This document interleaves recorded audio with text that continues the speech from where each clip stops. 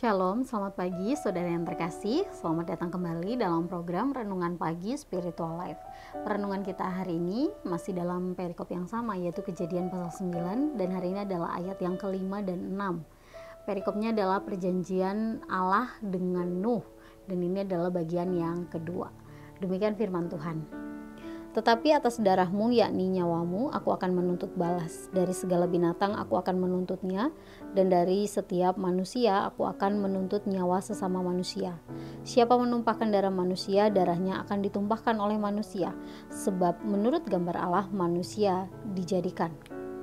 Nah, saudara yang terkasih, setelah dalam ayat sebelumnya Allah memberkati Nuh dan juga keturunannya, maka dalam ayat yang tadi kita baca, Allah menetapkan perintah yang harus dilakukan oleh manusia.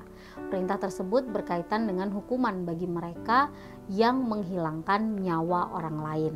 Nah, dalam ayat-ayat yang kita baca tadi, Allah menegaskan bahwa manusia dilarang untuk menghilangkan nyawa orang lain. Alasannya ialah ketika seseorang menghilangkan nyawa orang lain, maka ia sedang menghancurkan gambar Allah dalam diri orang tersebut.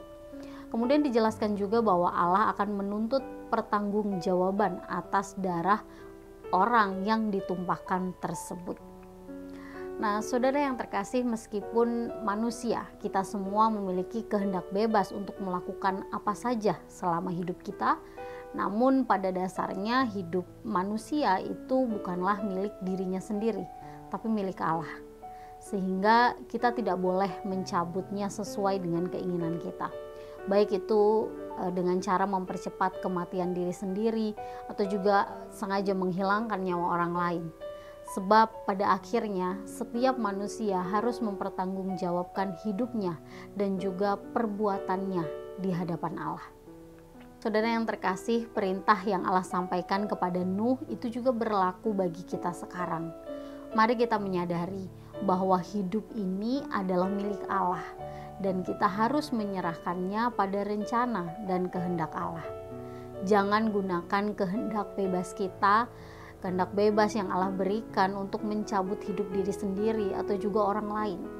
Sebaliknya, mari kita gunakan kehendak bebas yang Allah anugerahkan untuk kita untuk melakukan kehendak dan juga rencana Allah dalam kehidupan kita.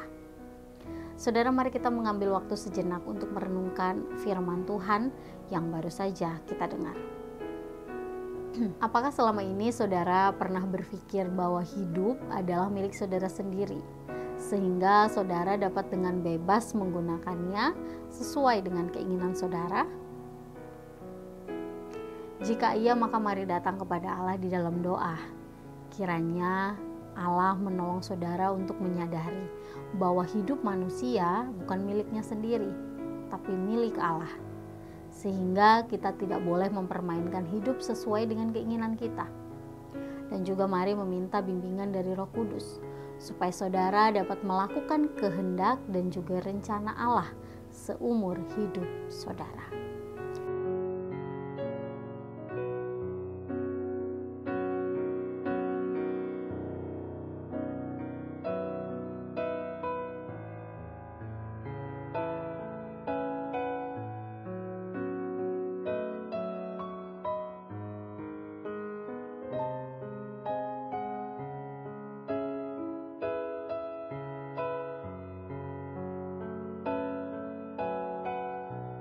Demikian renungan kita hari ini. Mari kita berdoa.